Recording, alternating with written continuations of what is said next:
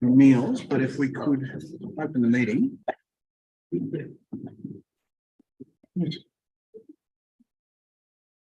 So welcome members to a special council meeting tonight to determine the acting mayoral role. I'll open the meeting with the acknowledgement of country. The City of Prospect acknowledges that we are on the traditional country of the Kaurna people of the Adelaide Plains region, and we pay our respect to elders past, present and emerging. We recognise and respect their cultural heritage, beliefs and relationships with the land, and we acknowledge that they are of continuing importance to the Kaurna people living today. And I also read the council pledge. We seek wisdom and understanding as we face the duties of our united task, praying for the peace and prosperity of our city. Members? We have no members on leave, and I do have a late apology, councillors, from Councillor Trin Nguyen. Obviously, given the nature of her business and the day we find ourselves on, probably not a shock. And so she's offered her late apologies and sincerely wishes she could be here for this, but won't be able to make it. Members, item 4 on the agenda is declarations of conflict, and noting the content of item 5, members, it may be at this point obviously a question of who may plan to or be ready to nominate. So if members aren't quite ready to make those declarations right now and would prefer to wait until we've taken nominations, then that's fine. Otherwise, if there are members who will need to make a declaration now, I'm ready to hear them. I'm happy to make a declaration of a conflict of interest. Okay, thank you, Deputy Mayor Root. Any other declarations? So you can make one afterward. Actually, it's a bit confusing.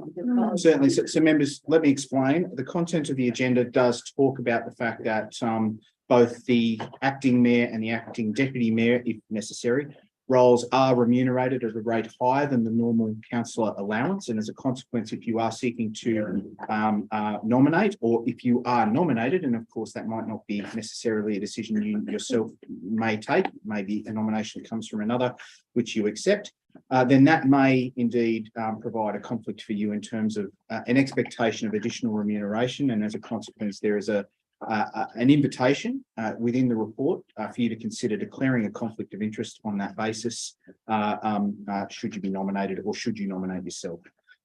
So based on that, Chris, I'll declare a potential conflict. Okay, and members, again, as I've said, if you are nominated or if you nominate yourself, then again, it is up to you to determine whether you do have that conflict and whether you do leave the chamber as a consequence. But again, that's outlined in the report. Well, given that I could have a potential conflict, I don't know yet. So let's see where it goes, members. I will be seeking nominations in a moment. So again, that's a convoluted way of saying you may have a conflict if you are a candidate for either one of the potential roles we're going to consider tonight. Members, moving on to item 5, which is casual vacancy nominations for acting mayor. Members, at this time, and before we proceed, given the conversation we've just had, does anyone wish to nominate a colleague or themselves for the role of acting mayor, first of all? Councillor De Backer. Is it possible to seek leave of the meeting to Discuss potential nominations? We'll discuss the process. I mean, this is a pretty significant issue, and I just want to understand some of the issues around it. And I'm just seeking leave of the meeting, if that's possible. So I'll take that as a motion to move into suspension of meeting procedures. Yes, Do I have a seconder? Councillor Standen, for 10 minutes, members. So until 5:44 p.m.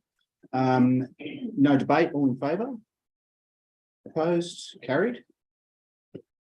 Meeting procedures are suspended. So, Councillor I'll Backer. start because there's technically no need, but there's a chair. I suppose this is pretty unprecedented in this cognizant. We've got people in video and gallery. You know, as an elected member, I guess all elected members, I guess, were quite shocked at the news. And there's questions about some of the process. So I guess I've got some questions and maybe I'll ask them of people at the table who might not be able to answer them.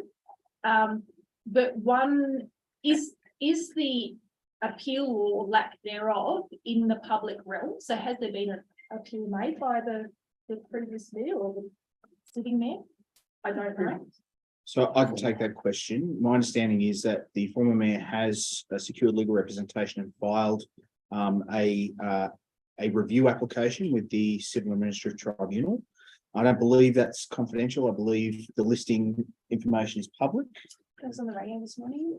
So it's been publicised that application has been made, and I have every expectation that there'll be some dozens of similar applications being made by similarly affected mayors and elected members of other councils. Okay, and another question, what's the length of time it'll take to go through that process for the appeal to be determined? That's impossible to say. I don't know, Ms. Horton, if you have a view, my view is it could take anywhere from 3 to 6 months, possibly more. Ms. Horton? I can't add anything further to what you've just stated. This is unprecedented, members. This has never happened before. There are some dozens of applications, each of which will turn on their own evidence and potentially require evidentiary hearings, which will not mean they can all be dealt with at the same time.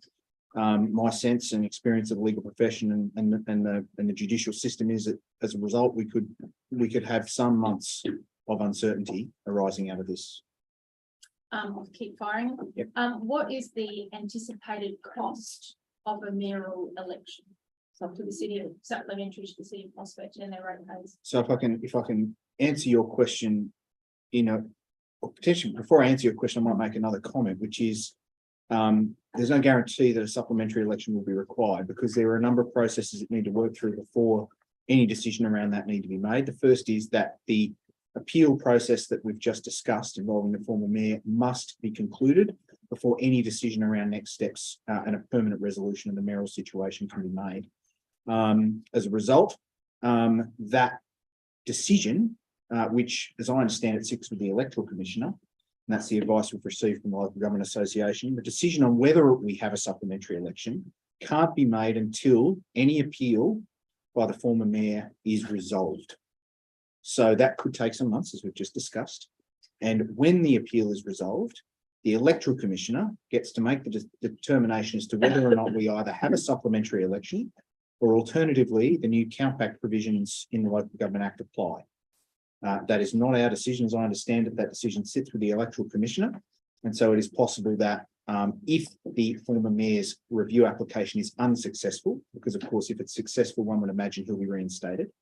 But if it's unsuccessful, then the electoral commissioner will need to determine whether we have a supplementary election, which could cost anywhere from, Ms. Horton, you'd be better qualified to answer that question. Based on our most recent event, an election, my understanding is that each vote is about $8,800 per vote. So it's in the vicinity of about anywhere from 20 to 30,000 potentially. Okay, even though that is it's a full So mayoral. So full mayoral. So I've heard estimates much higher than that. Yeah, 80 or 90. That's fine. So it's hard. It's very hard to say. But it would be some tens of thousands of dollars, I think is fair to say, and possibly close to $100,000, depending on a lot of things. Or alternatively, the electoral commissioner may prefer to exercise the countback provision, which would mean that the second place candidate on the ballot would be appointed. Now, what the electoral commissioner will do, who knows? And again, that decision can't be taken until the former mayor's review application has been determined. Any other questions, members? Councillor Will there Martin. be an opportunity if it goes to a vote for either position coming up, that the people, councillors are given the opportunity to speak to their nomination? I'll leave that up to the members to determine. Councillor Stanley. Once again, on the subject of cost, I understand that your time is valuable. Also, we've been engaging legal consult. Have we got? I know that we're only early in the process. Is there an estimated cost that we've incurred internally even before we get to the next process? So far, we've incurred no legal costs at all. We've been very fortunate in that a couple of law firms whose services we use for other things have been kind enough to essentially support all councils affected by this. I won't say pro bono, but but gratis to date in terms of general advice only. And that's included a couple of phone calls I've had with lawyers. Most of our advice is also coming through the Local Government Association. Again, we're not alone here, councillors. There's 30 odd other councils affected by this, which is nearly half of the councils in South Australia have someone caught up in this. So this is a general issue across the sector, not unique necessarily to us, although of course it's our mayor. So we have potentially more impact on balance than some other councils. In terms of my personal time and the time of my executive, it's substantial, but again, we're already on salaries, and so that's what you pay us for. Any other questions, members? I've got Councillor one Beck. more, no, I don't want to be any less anyone else has got any. Again, just a bit matter of process, again, people might be watching or in the gallery. My understanding, I could be wrong, is that if a councillor chooses to step down within the first 12 months, step down from the current position, then someone else can fill the role from who was nominated. Is that correct? But that doesn't happen in the case of a mayor. So Yeah, I believe you're referring to the countback provisions again, and I've already addressed that. The advice we have from the Local Government Association is that the determination on whether or not a countback would apply sits with the commissioner. These provisions have, as far as I know, never been exercised before. They are brand new. So we can't really point to any evidence of precedent or any way that this has been exercised in the past. One can only guess what criteria the electoral commissioner may apply to make that decision. Obviously, the cost of a supplementary election would be a factor. Other factors I'd be speculating if I spoke about it. The cost is definitely a factor because, again, that's the reason why the countback provisions were added initially. Members? One last one. One last one. We're 2 minutes to go. Councillor Standard. I know that there's a couple of council events that elected member events that were initiated by the former mayor, such as the Thursday event, we'll call it the weekend event. Yeah. We planning to continue with those without a mayor? So I refer to the weekend event for the benefit of viewers and those in the gallery. This is our strategic planning weekend where we're going to go away and start brainstorming our community plan, which we'll be consulting with the community, which will guide council's next 4 years of activity and potentially beyond. That is not an event that was guided by or led by the former mayor. It is an event that staff have triggered as a result of my own performance objectives, and also really the importance, I guess, of us and you as elected members defining how council's going to work for the next 4 years, what our priorities will be and how we'll progress. Personally, I see no need not to have that event. In fact, I think it's more important than ever that we define our strategic direction as an organisation, and that we start working toward that. Now, of course, it's regrettable that we're one short, but I'm still more than hopeful, indeed confident that we can progress that in a meaningful way.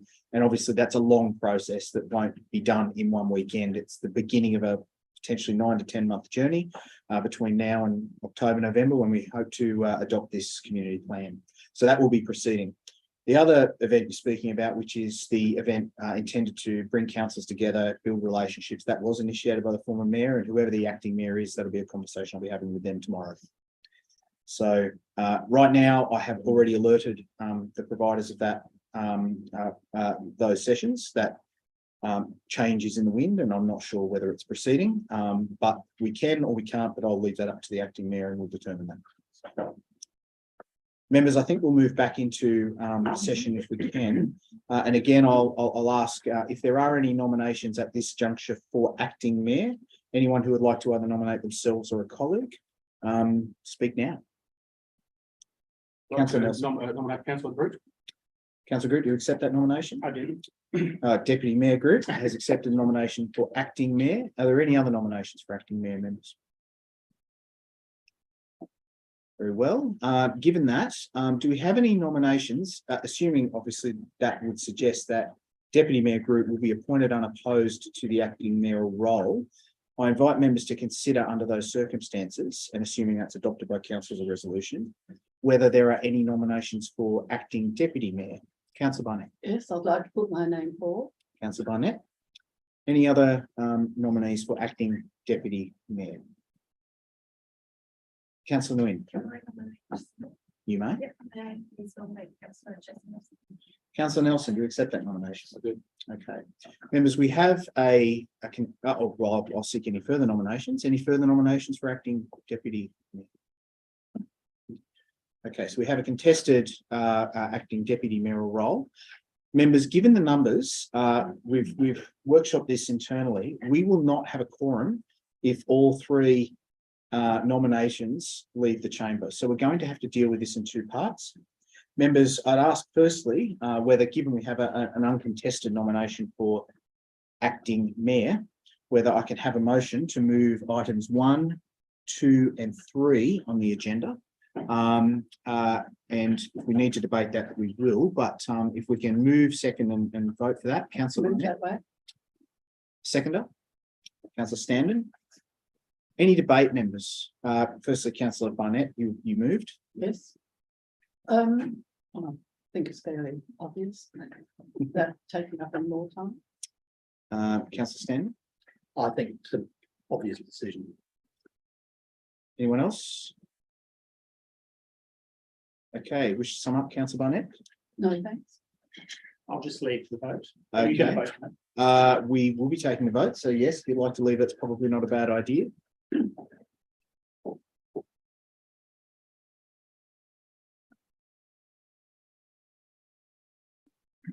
Okay, I'll put it to the vote. All in favour? It's carried. Thank you, members. Carried unanimously. Given that we now have a presiding member, I have the privilege of being able to step out of the chair. Not just the privilege, but the obligation of stepping out of the chair. So we'll wait until our acting mayor arrives and he can take over. How do we refer to him? Acting mayor Brute. Right. So if I can invite the acting mayor up to the front, because he now takes over the meeting.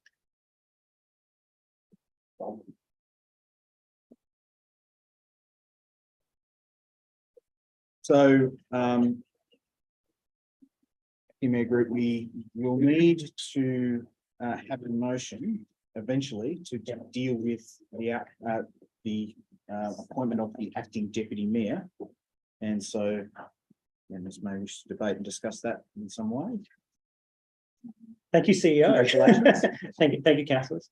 There was a request earlier, I think, from Councillor Barnett to have an opportunity to speak. And I'd seek leave of the meeting to do so. I'll take Councillor Barnett as you're still keen to do that.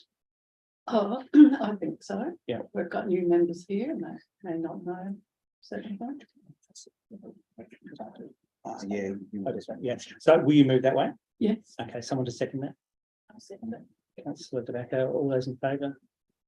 It's carried unanimously. So what I might do is, Councillor Barnett, you nominated first. I might give you 3 minutes to speak. I'm going to be quite precise with that. Over to you for 3 minutes. Thank you very much. And I'd just like to point out that I'm quite happy to offer my experience and previous experience, former mayor for 2 terms, also deputy mayor before that, 31 years of experience. I think we're in extraordinary times. I think we do need people who know the Local Government Act and we can have a smooth transition. I did speak to Councillor Groot, just to and say that if he had considered putting his hand up, then I wouldn't stand in the way. And I also think maybe it would be a good gender balance also, if we're able to have a male and female in our leadership positions. That's all I want to say. Thank you, Councillor. Councillor Nelson. Thank you, Acting Mayor Groot. Yeah, look, obviously I don't have the vast experience that Councillor Barnett has. I do have the business now, the chairman of meetings now, and the will to assist the acting mayor. Obviously, it's going to be a trying time over the next few months, whether it's going to be 3 months or six months. I have the will and the ability to assist the deputy mayor in his role. Hence the reason I think I'd like to assist. Thank you, Councillor. At this point, I'm just going to pause if there's any questions around process. Otherwise, we'll do a secret ballots, I presume, at this point to Yeah, to make the decision? Yes, Manager Governance. Okay, any questions on process? No, if not, we will go to a secret ballot.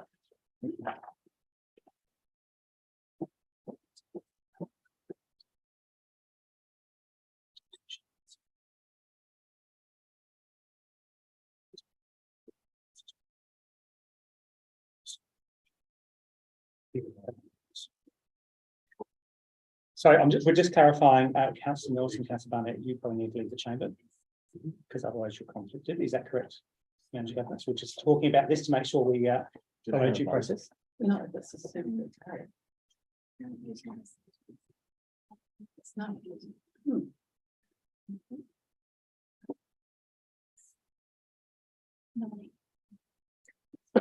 then it's the motion. No, all good, as you were. Sorry, members. Just to clarify the advice we've just received, everyone present is able to vote. It's moving, seconding and passage of the motion, appointing the deputy mayor, which will usually necessitate the relevant members. Exiting the room. Thank you, Mayor. Glad you did.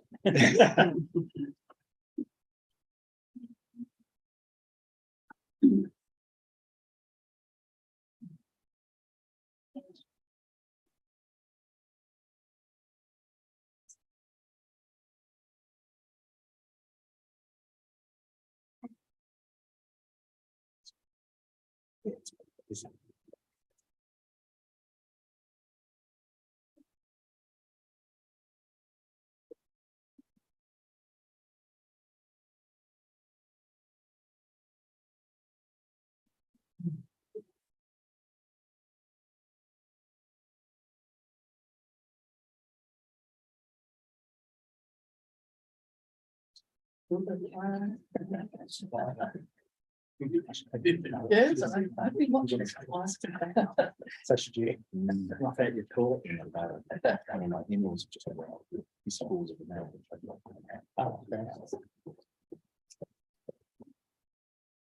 Any others? Read the votes.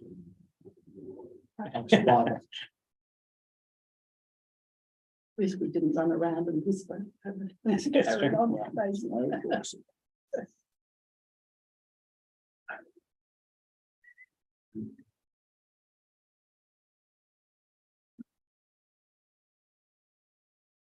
Yeah, members, we have 7 votes, 7 members tonight. We have a clear winner with Councillor Nelson receiving 6 votes, to Councillor Barnett 1 vote.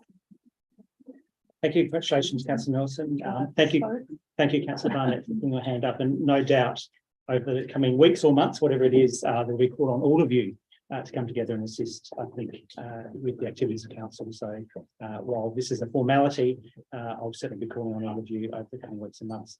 So the motion then is up on the screen as number 4. I'll invite Councillor Nelson to lead and ask somebody to move the motion on the screen. Councillor Barnett. Yes, happy to move and congratulate both. Thank in you. your decision. Thank you. Someone just second. Councillor Stanton, just.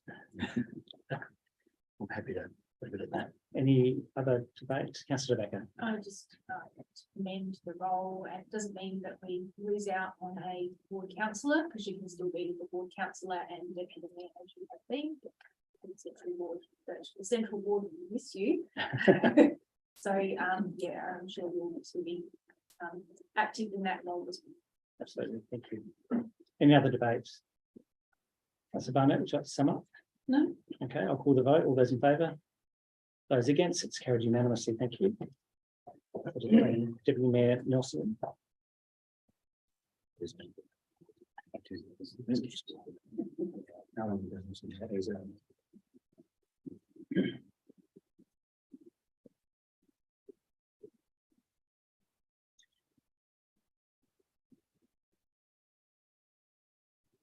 Congratulations, Deputy Mayor Nelson. So well done. I'll just refer back to the agenda. General business of urgent items. Is there any business of an urgent item? Excellent. In that case, I shall declare the meeting closed. Thank you all very much.